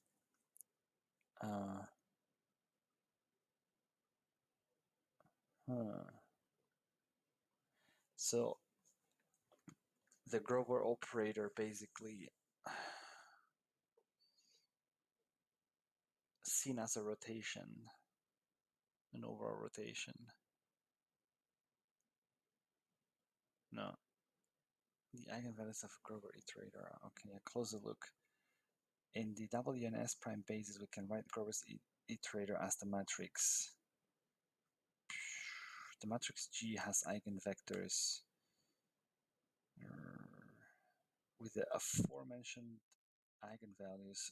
Fortunately, we do not need to prepare our register in either of these states. The state S is in the space spanned by W and S prima, and thus is a superposition of the two vectors. As a result, the output of the QP algorithm will be a superposition of the two phases. What? And when we measure the register, we will obtain one of these two values. We can then use some simple math to get our estimate of M. Wow. We jump into the code, and that's it. Putting it all together. How do we make the Grover? How do we make the Grover control? Example of regression to gate C grid dot control. So just like that. Okay, controlled Grover's iteration. Okay. So basically, the rest of these is just a. You can see two values stand out, having a much higher probability of measurement than the rest.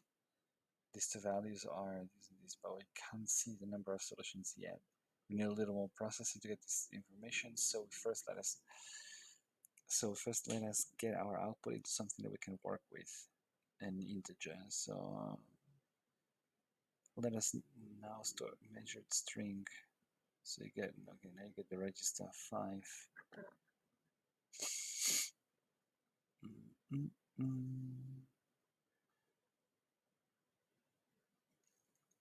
5. Why 5? He's get measured string.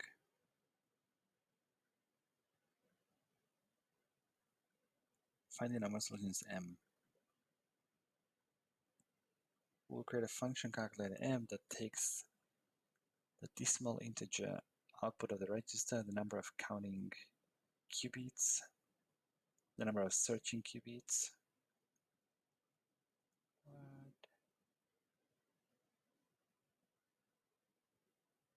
The qubit gives us a measure value from the eigenvalue.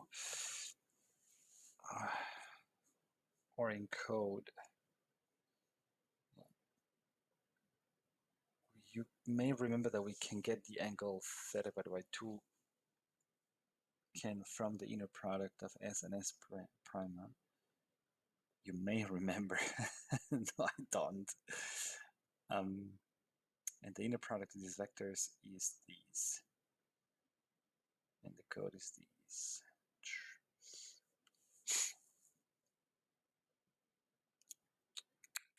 Number of solutions 4.9. Can see approximately the correct answer. This is not that precise as we're only using 4 qubits. You might think that 4 qubits would be enough to give us an exact answer, but remember this space is split between 2 eigenvalues, and we lose some precision to the squared sine function. We can approximately calculate the error using these. Explaining the error calculation is outside of the scope of this article, but an explanation can be found in one. Finally, here's the finished function. Exercise. Can you create an oracle with a different number of solutions? How does the accuracy of the quantum counting algorithm change? Can you adapt the circuit to use more or less counting qubits to get a different precision in your result?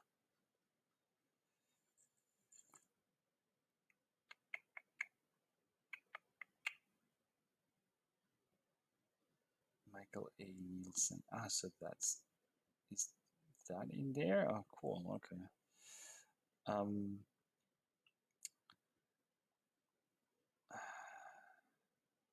Interesting.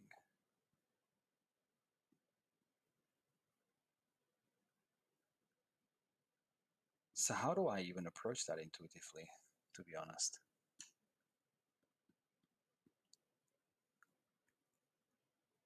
Huh.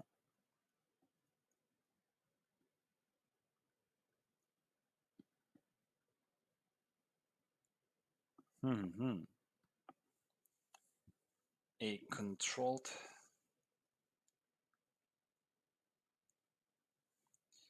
Wow. I'm a bit lost right now.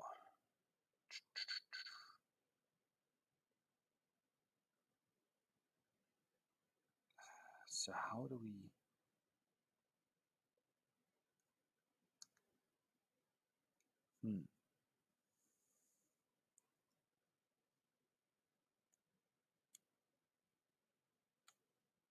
So basically,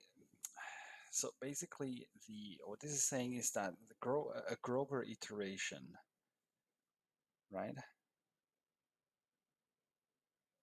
One iteration of Grover's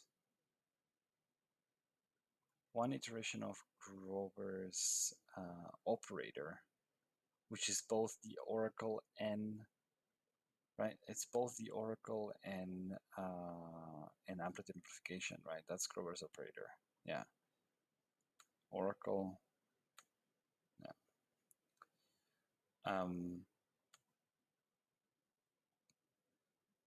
Basically has some sort of global phase that is proportional, that is somehow related to the number of elements that you've got flagged. If you've got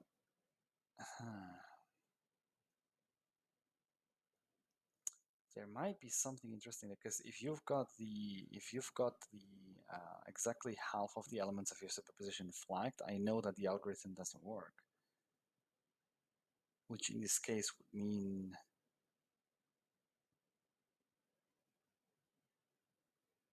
why?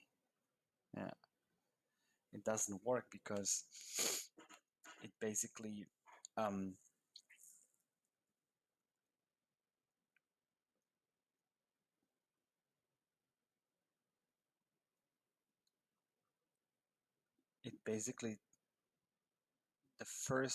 the first Hadamard already turns it into something that it's not. It it destroys too much of it, too much of the state. I mean, if I take if we are at plus here and I change, like I just add these phase change, right? So if we go back to our 0.0011111110011111100001111 and then this is these and this is these and this is these, and so if you change the signs of two of them, doesn't matter which one, say minus plus minus plus, and I don't know, minus minus minus minus, you're basically, because you're basically canceling things in a way that they shouldn't be canceled, right? So you're, no matter what you do now, what you've done is, before that, the 000, right, always had a it was never being destroyed by the interference, and now because you changed two of those zeros, you're literally destroying it. So this means the certainty will go somewhere else, the amplitudes will go somewhere else. In this case,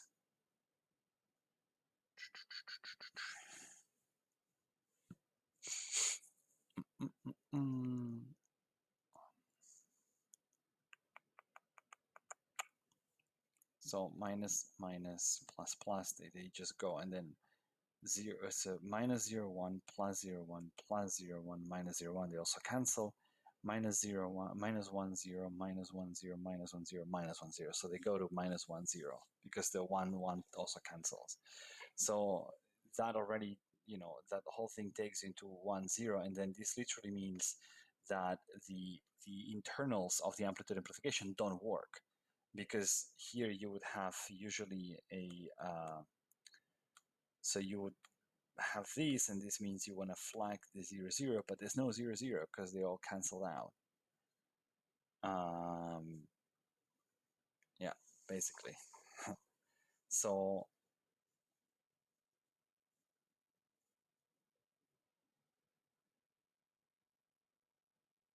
okay, but then basically, but basically what this algorithm, so what this is telling you is that one iteration, right? One iteration tells you how much. So one iteration tells you how much you're adding here, right? For example, for this case, in the case where we have two elements flagged, right? Let's see if it works. So let's see if this works. But I think I'll have to. Sorry, I think I'll have to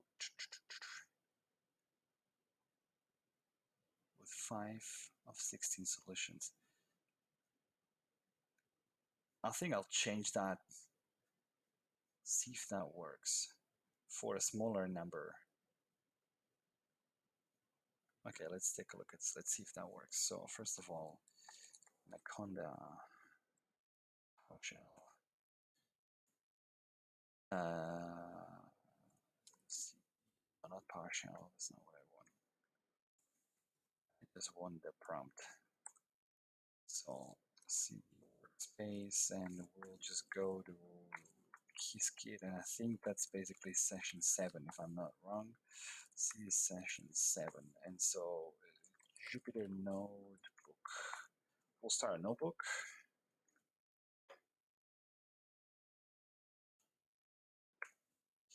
And we'll start a new. Good. And so now let's get copy pasting. So what do we have? We've got these in here.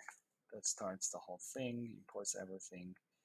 Now, what we're going to do is we want to have 4. So I have 2 for counting, 2 for searching. So I have classical registers. Do we need 4? I think with 2 will be good.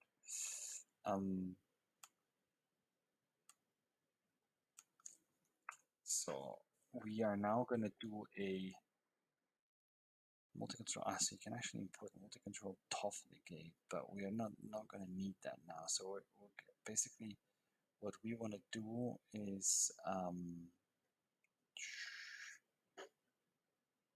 so that's uncomputing and doing a bunch of stuff in here, right? No, diffusion operator, Oracle. Example of Grover's iteration. Okay. Circuit of 2. So the Oracle is just going to be circ.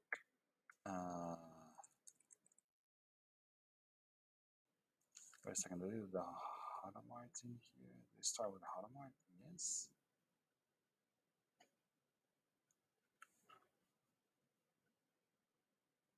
And then diffusion like that. They go. Okay, so circ.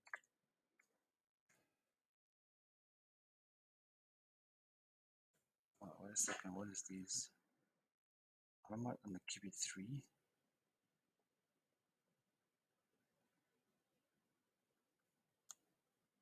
Am I supposed to?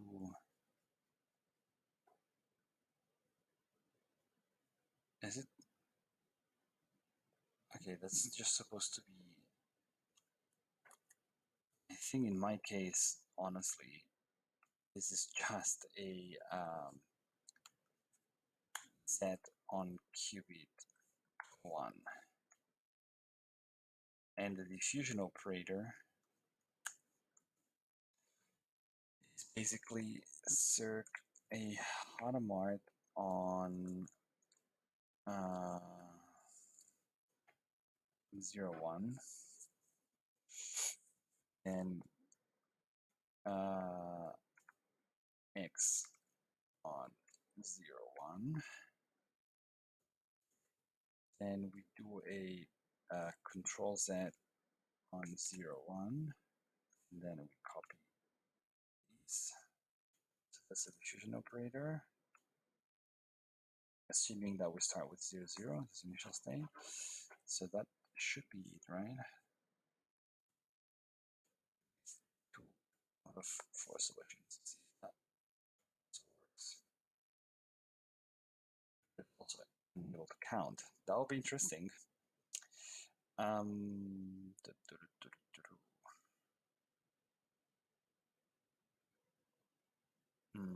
Okay, now we use a 2 gate and so we use these to actually get a control version of it.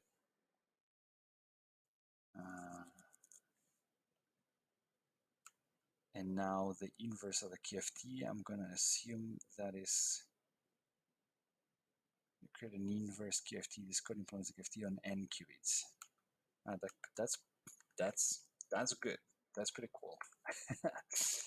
That you give that already ready, and then QFT dagger. Why? We can create the gate. Okay. So you basically.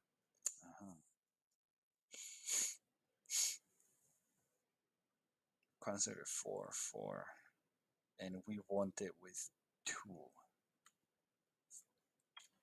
So, so we want these, but with 2. It doesn't copy.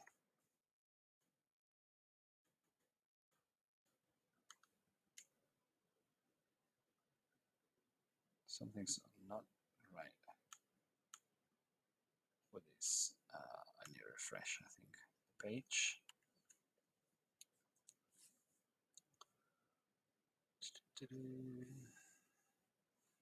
So the inverse QFT. What's wrong here? Why I cannot copy that properly? make interactive. Maybe if I make it interactive, yeah. Copy. So copy that, and now, oh, come on, no. 2.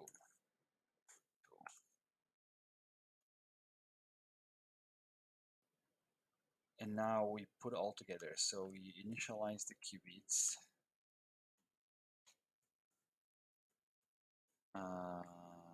We begin the controlled operations of Grover. So, sorry, but now I need to, I think, play with these.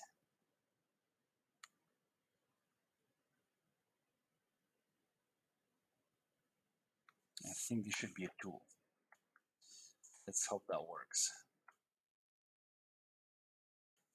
We do the inverse.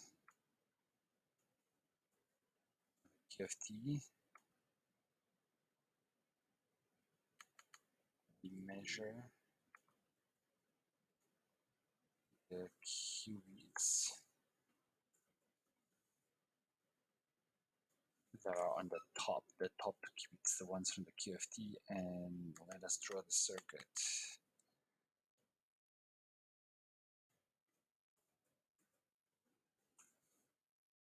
Okay, seems like it worked.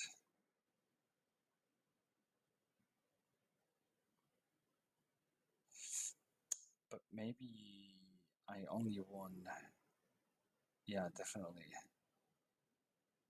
Iterations 1. I think I only won these 2 iterations, to be honest.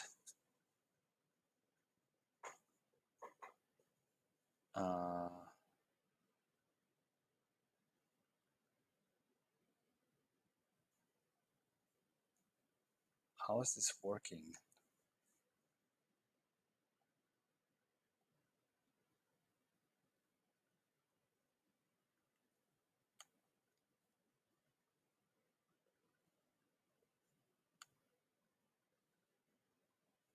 How is this working at all?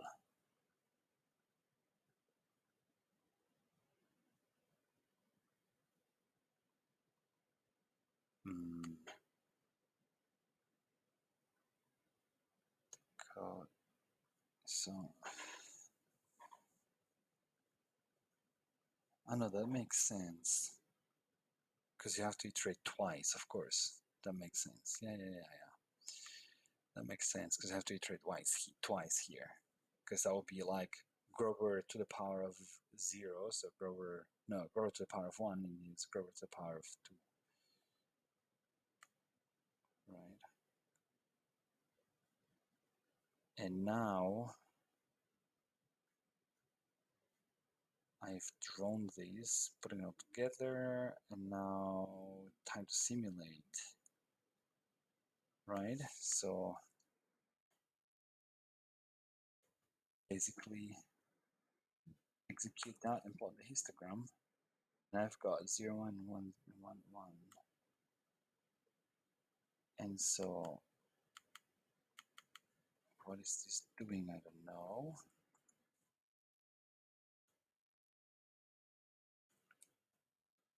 So now we read these.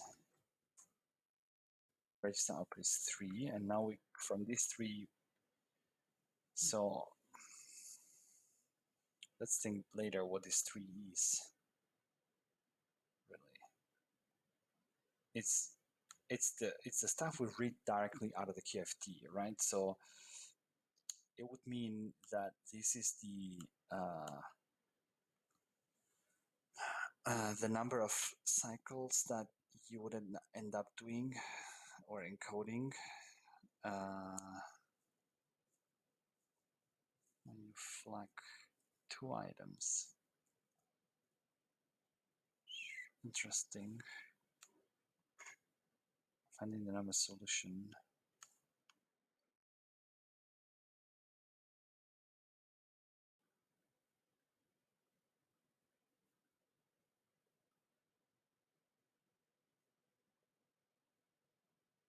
So that is 4.7.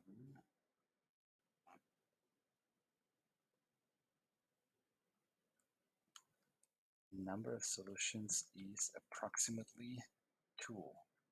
It's exactly 2, so it actually works for an, and the error is actually, in this case, I don't know, it's actually correct. I mean, okay, so that's the final function. You're going to work with different number of solutions. Yeah, I have done it already. So how does accuracy of the quantum counting algorithm change? Well, now it's perfect, really. Can you adapt the circuit to use more or less counting qubits to get a different precision in your result? Yeah, that's actually what I've done. So the exercises have been done, but good. So there's a lot of assumption in here. It's an interesting concept, but it's how could I approach it intuitively, right? Without getting into all the maths in here and whatnot. So what Grover is doing, right?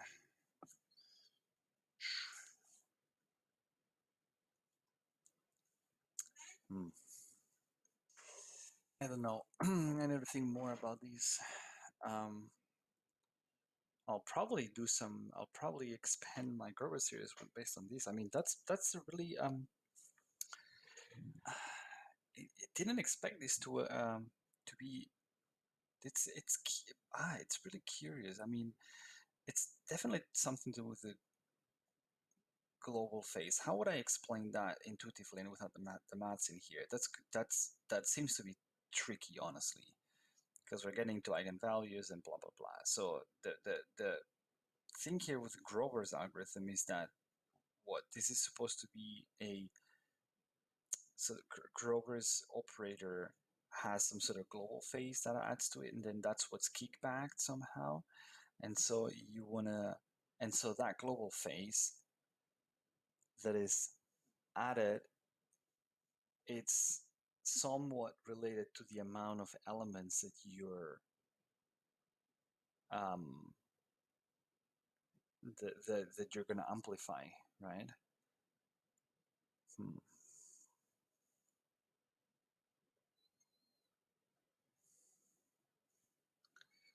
And that's going to have something to do with these operator being these Grover's so not Grover's operator, but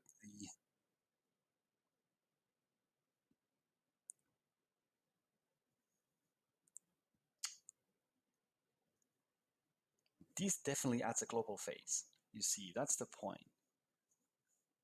That the whole thing adds a global phase because it's negating the superposition, the plus plus superposition. The oracle in and of itself doesn't add. Let's see. Let's test that. What if we don't include the oracle? What if we don't include the oracle? No, but we have to probably. Because if we don't include the oracle, then we're never gonna. Then how is it gonna know?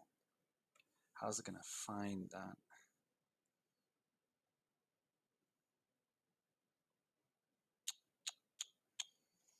It's exactly that combination, the one that if I don't add these, then we go all that, then we got these, and then we're messed up. Number solution 0. Ah, it even works for 0. It's pretty impressive. Okay.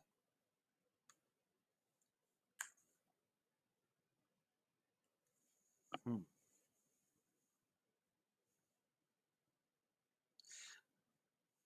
Okay, what happens if I add now also I'm gonna now add the circ. So with a Z, I'm flagging one. I'm flagging two elements, and if I now add a, so with Z I'm flagging two elements, right? If I now add a 0, 1, so basically these, I will be flagging three elements. Is it going to tell me three or is it going to tell me one, right?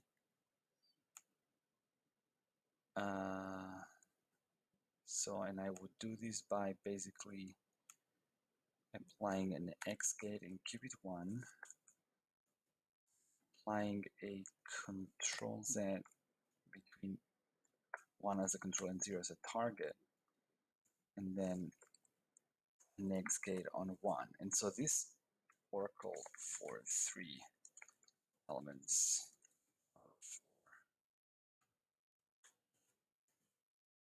If I do it this way,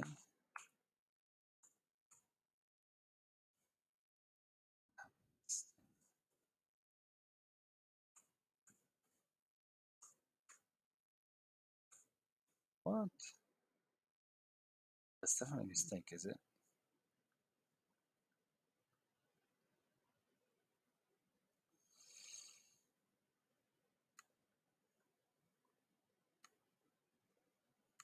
Does it work this way if I do this? Yeah, that should work, right? But it says 2.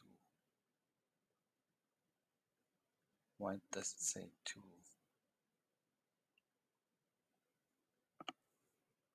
An X on qubit 1.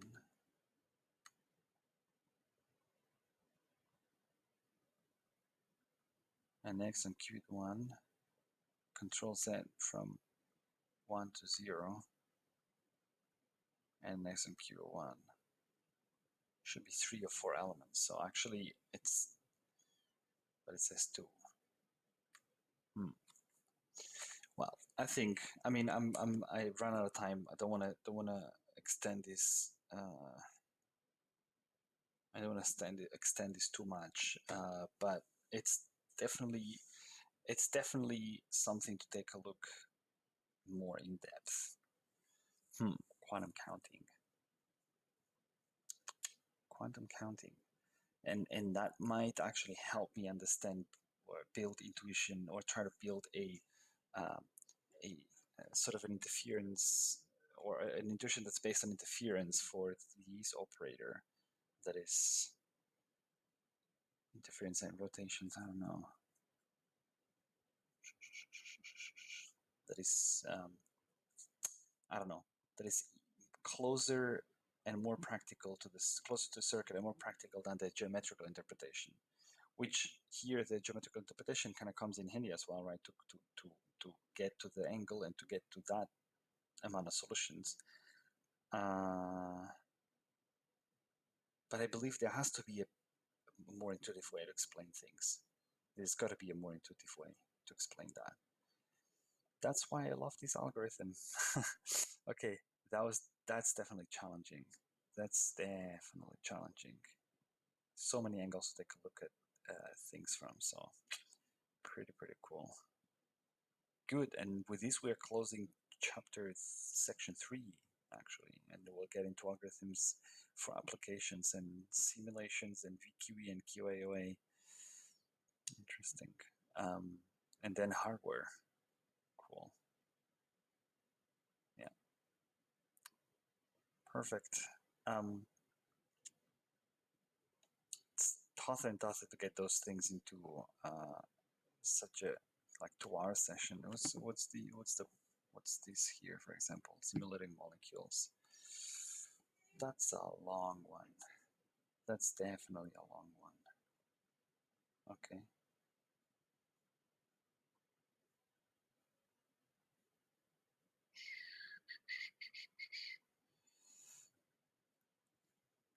Good.